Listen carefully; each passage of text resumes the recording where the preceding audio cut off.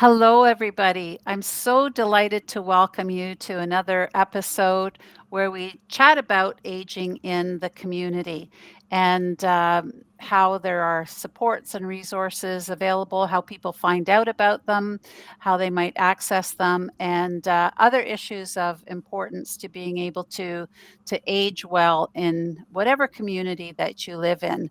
Of course, our program is addressing some of the more local issues because CHATS is a regional organization providing services to older adults and caregivers across York Region and South Simcoe.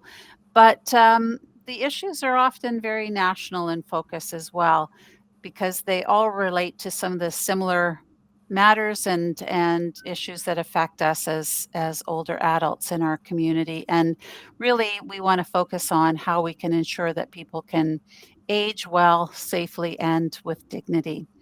Studies have shown, as we know, that people want to be able to live in their own homes and in their own communities wherever possible.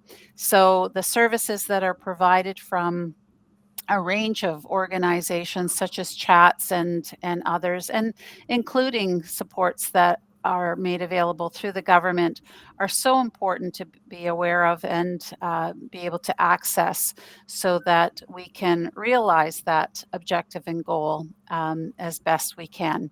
So this podcast is brought to you by Chats, a community and home assistance to seniors, and I'm really happy to have this special guest who has supported chats on so many fronts and is here today to talk about his experience and what some of the things that he's doing in his community. I'm so happy to welcome Majid Jowhari, who is our Member of Parliament for Richmond Hill South. And Majid, welcome to the program. Can you tell us a little bit about yourself and how you got into becoming a Member of Parliament? Well, first of all, greetings, everyone. Thank you, Christina, and thank you, Chats, for inviting me and facilitating this. And thank you for the passion and the level of service that you're providing to the community. So, as said, my name is Majid Jowhari. I'm the Member of Parliament for Richmond Hill South. I've had the honor and the privilege to be able to serve this beautiful community for the over the last 9 years. We're going into the 10th year very shortly, and I've always been passionate about the the the giving and how do we do it in the way that it brings really result and brings impact. So my background before coming to politics was in management consulting. I'm educated in the field of engineering.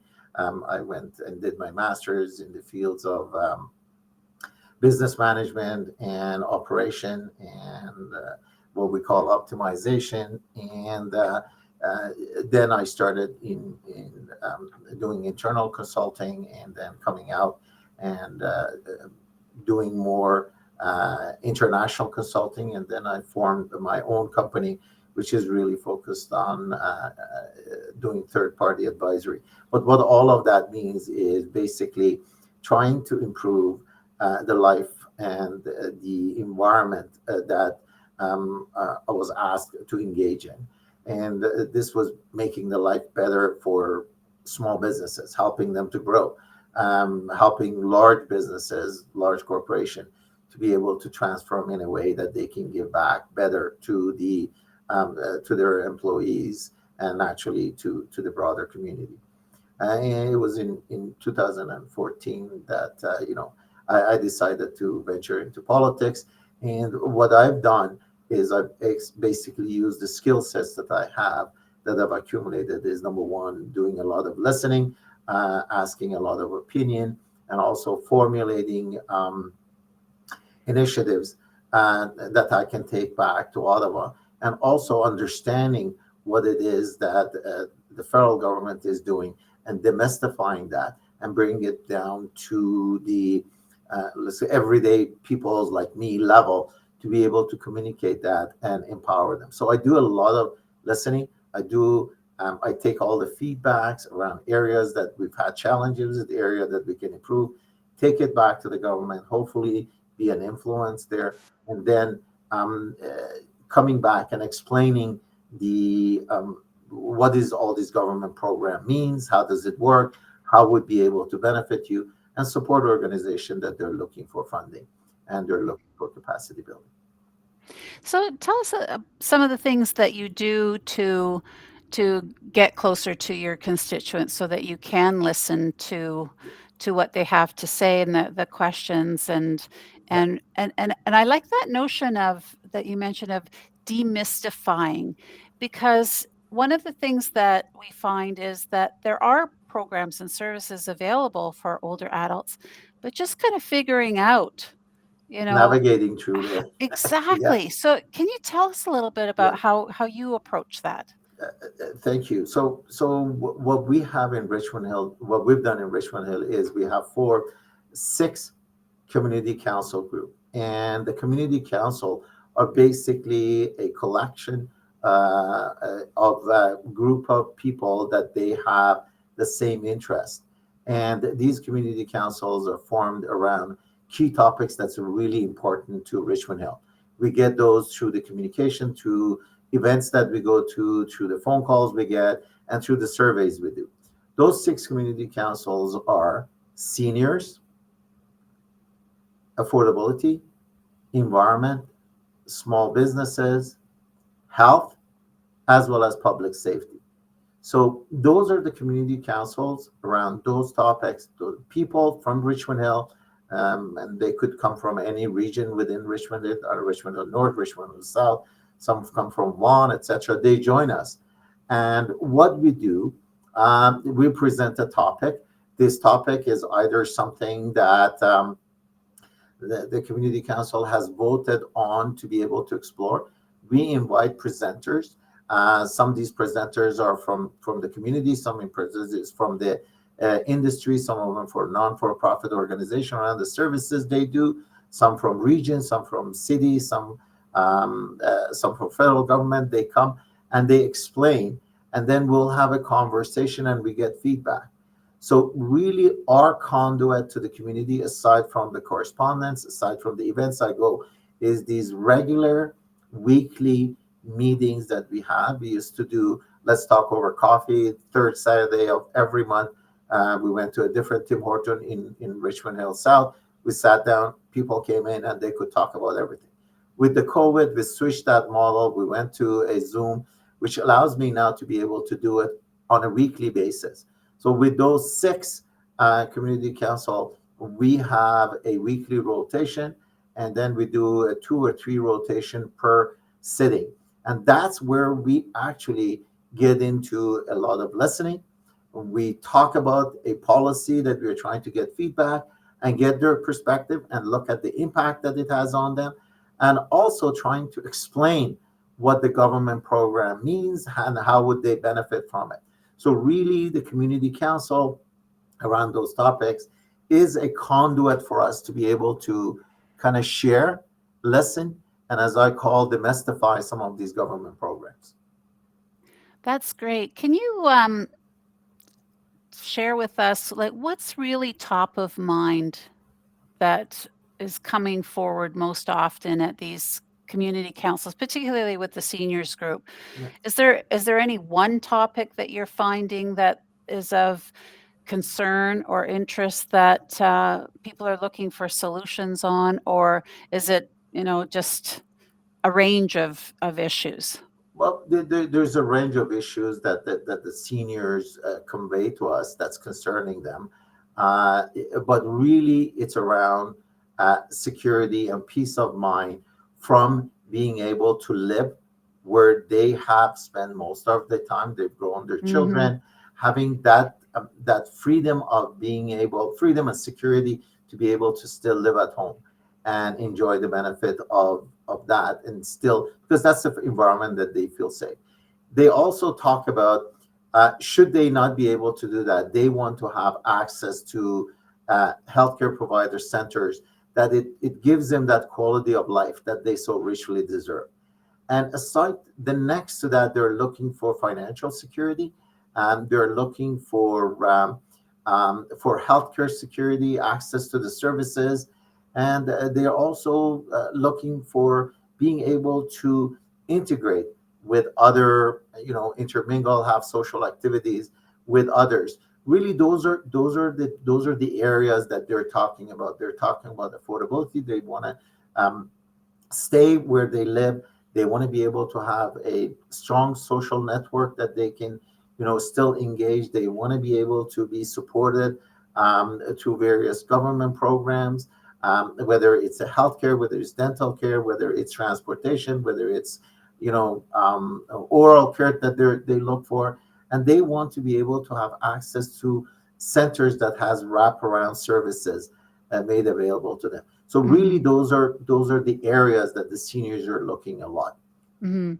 Now we know that a lot of the senior services and healthcare is something that is under provincial jurisdiction, and I've talked to guests about this in the past. But the federal government obviously does have a role to play as well. Absolutely. And one of the areas that we're hearing more concern around is the affordability question, particularly as it relates to housing. And one of the challenges that we also talk about is that even if people have, are housed now, that as they age, being able to age in place becomes more difficult because the built form of the housing is not Yes. supporting, Yes. mobility challenges and things like that that sometimes happen as you age. What are some of the things that the federal government is doing in that respect to sort of create an environment and more incentive for accessibility as well as affordability and housing? Well, thank you. That's a great question. Before I, do a deep dive in that area, especially housing and affordability, let's take a step back and look at what is the role of the federal government in partnership with the province, region, and municipalities.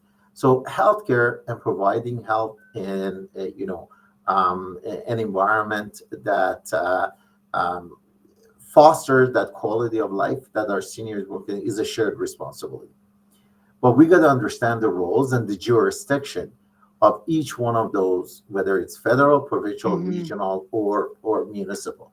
So in general, federal government does two things. Number one, it sets standards. And the focus of those standards is to ensure that there is equity and equality of care and services available across the nation. So one of those, for example, during the COVID, you saw the government came and established standard for long-term care houses because those were those long-term care centers were the one that they got impacted the most by by COVID. So therefore, one thing that the government does is establishes standard focus on equality and equity across the nation. The other thing they do is they collect taxes, but they do transfer of these taxes to the provinces, to the organizations, community-based organization, as well as support individual cares. And I'll give you an example. So when we know the federal government, we know the delivery of these services is the responsibility of the province and the responsibility of the region. In some cases, responsibility of the municipality. So what they do is they do a fund transfer, and as you know, they're in the second largest after our social safety network program. The healthcare transfer is the biggest. So we provide these funds to the provinces based on their needs and based on certain formulas. The other thing we also do is we support community-based organization. These community-based organization could be organization like chats.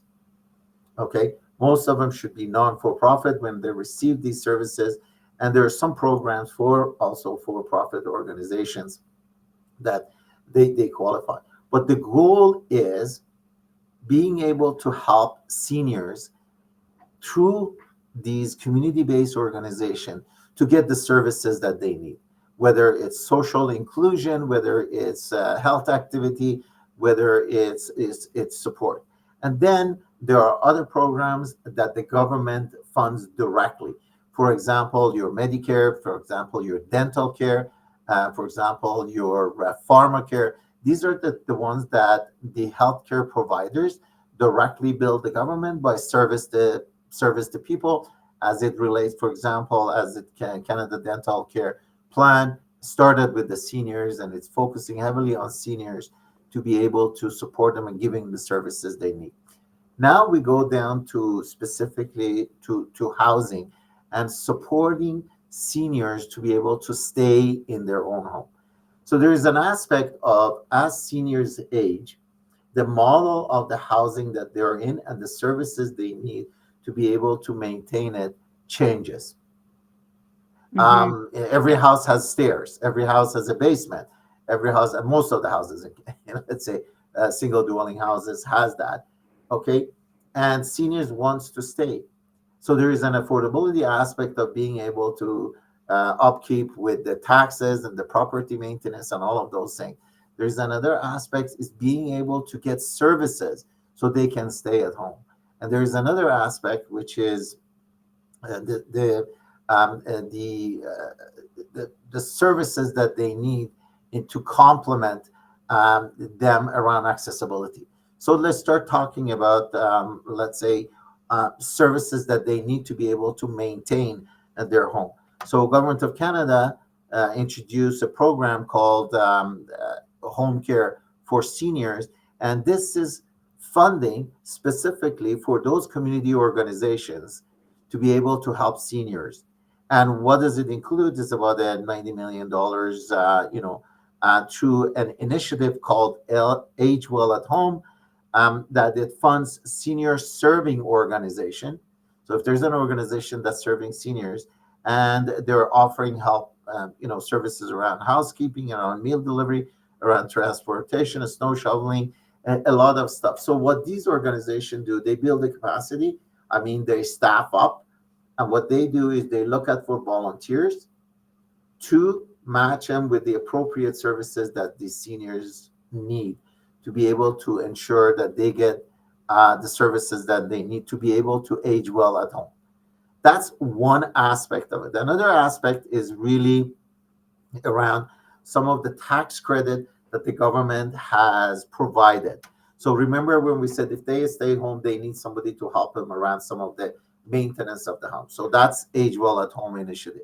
There is another one is around what we call multi-generational home renovation tax credit and tax credit for improvement that's done to the house to be able to make sure that the house is more accessible and more senior friendly, changing the hot, bathtub, changing the showers, putting, redesigning the stairs for ease of access, ramps, etc. And those are under multi generation home tax credit. It started in 2023, and in subsequent years, they're going to be funding is going to be given to seniors to be able to, or even households to be able to ensure that seniors can do. We live in more and more. We're living in a multi generational home, Very where much so. because of Yeah. the affordability, we Mhm. need to make sure that we have a home for seniors, we have a home for the family,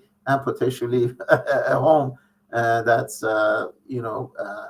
that's accessible for a younger generation. We call Gen Z that's going out to school and they're coming back with jobs or looking for a job. So this is where that model is, and we also look at the social aspect of their life. There's a program called New Horizon for Seniors, and what that program is again funding going to non-for-profit organization to deal with social inclusion, with activity, with education, with empowering. So when you look at those three programs, uh, they are focused on making sure that you get the services that you need at home, making sure you get the tax credit that you need, the incentives you need to be able to make your improvement in your home around accessibility, and also dealing with your social inclusion, as well as educating around things that are more important. For example, digital and learning how to work with iPad, with iPhones during the COVID was really, really important. with Mhm. your mobile, where you could connect. Yes. More and more we are getting, our seniors are getting, they're getting calls around, these fake calls that they get, and they're asking for money. So financial literacy is really important for seniors. Education around, how do you look at your around your environment, and you prepare your environment and you educate yourself. It's very important. So you'll see, for example, York Region has program around financial literacy, around, how do you protect yourself, where you're at home, what are the things you watch out. So really, under those three major themes, those are the programs that the government is rolling out, and we talk about these in our community council, and we talk about where they need to be improved, what needs to change, and some of the areas, and we take it back to the government. And when these programs are rolled out, we come back and we say, okay, this service you need to get through Age Well at Home, to a community organization. And then we work with the community Mm. organization to say, hey, look, these are really what you need to do to be able to build your organization to serve and benefit from the program. That's a lot, and, certainly I think it's good news to hear that there are these programs available. As we talked about earlier in this discussion, sometimes it's just difficult for people to be Mhm. aware Yeah. and know what is available, and where to even start the process to get help navigating through these things. But I want to touch on the your counsel again, because I have always been a huge proponent of not just consulting with people, but truly meeting with them where they are, listening to them, and learning from the folks who have direct experience in whether it's trying to navigate through these programs or whatever. Is there anything that comes to mind that came out as a result of one of the discussions you've had at your council meetings where you've gone, we hadn't thought of that, and where it was really beneficial to hear directly from the users of the service and the people who are most affected? Yeah. This happens all the time because people who deal with these issues, whether it's around, aging well at home, whether it's around affordability, whether it's around environment, etc., usually they try to find also a solution. As human being, we don't wait for somebody else to come in. We hope somebody else to come in, but we also find solution. And it's really during those conversation that we say, okay, the focus is identify the challenges, but also I want to hear about what do you think, how do you think it should be looked at. And if it's a program, if it's a standard, if it's a, let's say, an enabler such as an organization, or it's a policy change, correct? An example of this is one of the things that I'm actively working on is for those who are providing care to loved ones at home, that prohibits them from being able to work on a full-time base and contribute a full-time base because they have in their hand a loved one that they need to care for, and they're making a personal sacrifice by staying at home and taking care of them, okay, because there's those type of services, support services, not available in the community, regardless of which level of government it is, to be able to benefit from tax credit. So basically what we're saying is the little that you make, by compromising and taking care of someone who's, is suffering for dementia, or suffering from stage Mhm. 4 cancer, or you have a loved one who's dealing with mental health challenges, and at that stage that you really need to be there, or you're compromising by saying, okay, there is no services available out there, therefore it's a home care, and it's a loved one who's going to provide. You either bring somebody to care, or you're going to go and sacrifice and not to go to the work, and not you know um, be part of this society and deliver as well as you could.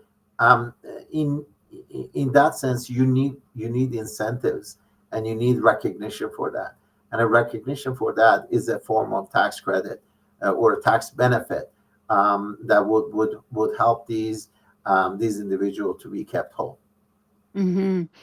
Well, and certainly from a financial perspective, programs like that help individuals. However, just the challenge of Yep. day to day having to, in many instances, give up a part of your own independence in Yeah. order to care for a loved one can be quite overwhelming. Yeah. And so we're also looking at ways that we can support caregivers Yeah. through programs and I mean, chats support is an groups. excellent example of what we're talking about, correct? Exactly, So when we yes. talk about the government, aside from setting the standard, is transferring funds to the provinces, but it's also transferring funds to community-based organization. This is a prime example of what we're talking about. That there are Mhm. individuals that they, for whatever reason, they're obliged to be able to do that, but there's also organization who are acting as that relief valve, and they need to be fined. They need to be recognized. They need to be funded. And CHATS is a prime example of a such organization. Thank you for that. I want to mention an incident that happened that we are forever grateful to you for. And that is, you had invited me to participate in an awards ceremony that you held in Richmond Hill for a number of different, not just senior serving organizations, but a number of community groups. And one of the award recipients was a gentleman who works as a volunteer with an organization called My MS Family. So it's for Robert, yeah, people who are uh, experiencing the challenges of multiple sclerosis as a disease. And we just got talking and chatting at that event. And one of the comments he made was that there are a number of sort of support groups and things like that for individuals with MS, to help them, more from dealing with the health and mental health issues of MS, but nothing that really socially engages people hmm, in a way that helps them just kind of forget about the disease for a minute and be with others who are just coming together and having fun. yeah. As a result of that conversation, we have started a program in partnership with My MS Family and Chats in Vaughan to begin with. So next door to Okay. I you. don't know about So that. this will be a little plug perhaps. Um, and it was just so successful that we're now expanding the program. We're going to, again, next door, in Aurora, we're going to offer a program in Aurora because it was just a little too far for some of the participants to travel to Vaughan all the time. So it's just like one of those serendipitous things that happens, being in the right place, the right time. And as I said, we'll be forever grateful to you because had it not been that event that you organized, I wouldn't have met Robert and we wouldn't have had this opportunity to offer yet another program. The challenge is, though, and this goes back to, talking about different levels of government giving money. This is not something that Chats is funded to provide, and it's not something necessarily that My MS Family has a lot of Yeah, resources for. So they actually run bingo yeah. um, To be able to in fund order it. to raise money so that we can, and our costs are minimal. There's, Yeah, maybe some food that we serve. The space is our space, so we give it, but we do need some staff resources to yeah, to run the programs and so forth. And yet, it's just challenging that we always have to look for bingos and yeah, fundraising and bake sales to run these community-based programs that are so essential and necessary for people from mental health and well-being as well as physical health and well-being. Indeed, indeed, and this is where another dimension of really these 5, 6 community councils come together, because this is a networking opportunity. Usually, these are interrelated topics. The people the constituents who attend one event, one council, they attend another council, and we usually bring everyone together once a year after I'm back from Ottawa, and then we mingle, and then we recognize people who are leading is any of those. And thank you for highlighting the aspect of the networking from the work that we do in So, the office. oh, it was so valuable. So the challenge, there is a benefit and there is a challenge. The beauty of it is, now we have established that the federal government through these agencies would be able to provide very targeted program to be able to help seniors. Okay, for example, we talked about age well at home. We talked about standards. We talked about multi-generational tax credit. We talked about new horizon for seniors. We talked about all of those things. So now we know that there are conduits that they're coming in.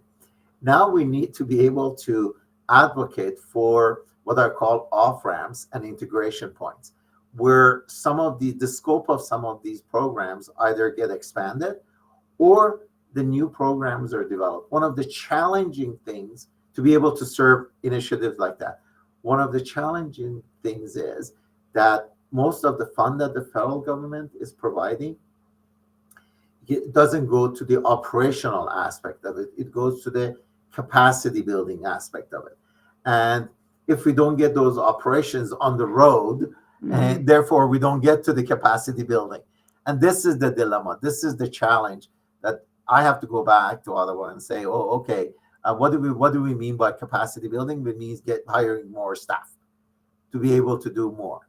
Okay, what does it mean to be hired to staff? Let's take care of the bread and butter of what chats does, Mhm. and what's my MS family does, before I go into an integrated or intersectional program. And this is where the struggle is. The struggle is some of those operational funds is not there to ensure that they're in a very stable ground for us to be able to build the other ones. And again, some of it's coming from the government, federal government. Some of it should come from the provincial government. Some of it come from regional government, and some of them from municipality. I mean, around transportation, municipality could play a huge role. Around regional could play a huge role. Around care, around facilities, around bringing resources. You know, regional and province could play a huge role in being able to do that.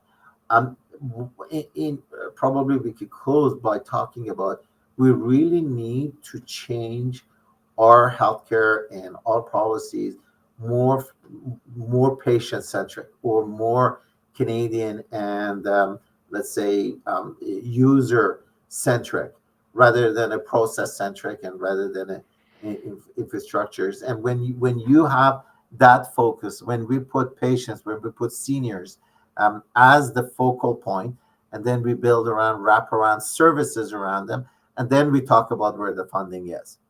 Right. So So, unfortunately, yes. we are not there yet.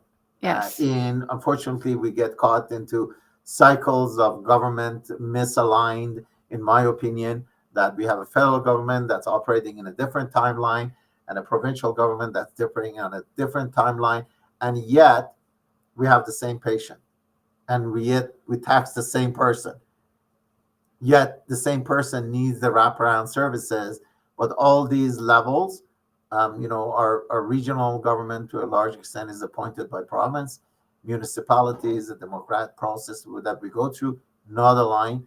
So when you look at it, if you have a misalignment from the timing of the service, and focus more on processes rather than being patient centric, and build the wraparound services, and then figure out, okay, this is what we're doing, and let's get these services funded by organization, And then uh, as the supporting structure, which is the governments at those levels, change, therefore the priority changes, and therefore the focus changes, correct?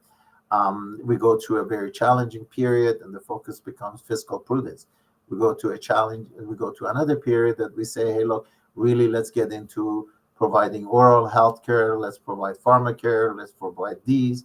And there is some implications on all of that. So we need to become more patient centric. We need to become more Canadian centric. We need to become more senior centric, and with wraparound services across all those dimensions that we talked about, with governments coming in, really working together. And that's when the base is built and made strong, and then we can integrate some of the initiatives that different organizations have. But I'm glad you had a great experience with. It's unfortunate you didn't start it with Richmond Hill, but that's okay. I won't hold that Well, against you. well, we can always look at that. But you're right, and I appreciate your comments about, the need to invest in the community and those Yeah. community supports, because that's where it happens. That's where the person is at the center of care, is at the center of their communities. Our time has flown by. Yes, I know. I've really enjoyed this I was looking at the conversation. clock and it was going past 30 minutes, and I said, when you're going to tell me, Majid, stop? Yeah, so no, it's been very informative, very helpful. I just so appreciative of the opportunity to work with you in Richmond Hill South, in Richmond Hill, and hope that we'll have more occasions. I know that you're very supportive of chats in Richmond Hill when we have the Ontario or the summer student Yes. program, making sure that we have access to some summer students. So we're thankful for that as well. Thank you so much for joining today and being guests. And if people want to get in touch with you, Majid, how do they do that? Majid.Johari@parl.gc.ca, or call 905-707-9701. And we have every Friday, we have 1 hour of what we call virtual office hour. It's broken into four 15-minute segments. You could call and you could book for foreseeable future, barring any election. Uh, you have 15 minutes that we'll be able to have a conversation. That's one, if you want to do a one-on-one. The other one is join our community council. We have 6 community council, and all that information is available. Reach out to our office. And if you feel that you have to be meeting in person, we will accommodate that. It's going to take a bit longer because most of the time in Ottawa, but Zoom and virtual meeting is the best to go. Great. Thank you. And Thank thank you you. for being a guest of Chat About Aging in the Community. Thank you. And I know there are difficult and challenging times. I want to Mhm. close one on a more, cherished notes. March 8th is the International Women's Day. And I want to congratulate all the women and all the women leaders and all our seniors who have put so much, women seniors who have put so much into building this country. I want to recognize them. So happy International Women's Day. Thank you. Thank you. Thank you for that message. Okay, goodbye. And thank you all for joining us once again. And we hope that you'll tune in for the next conversation. Bye. Goodbye.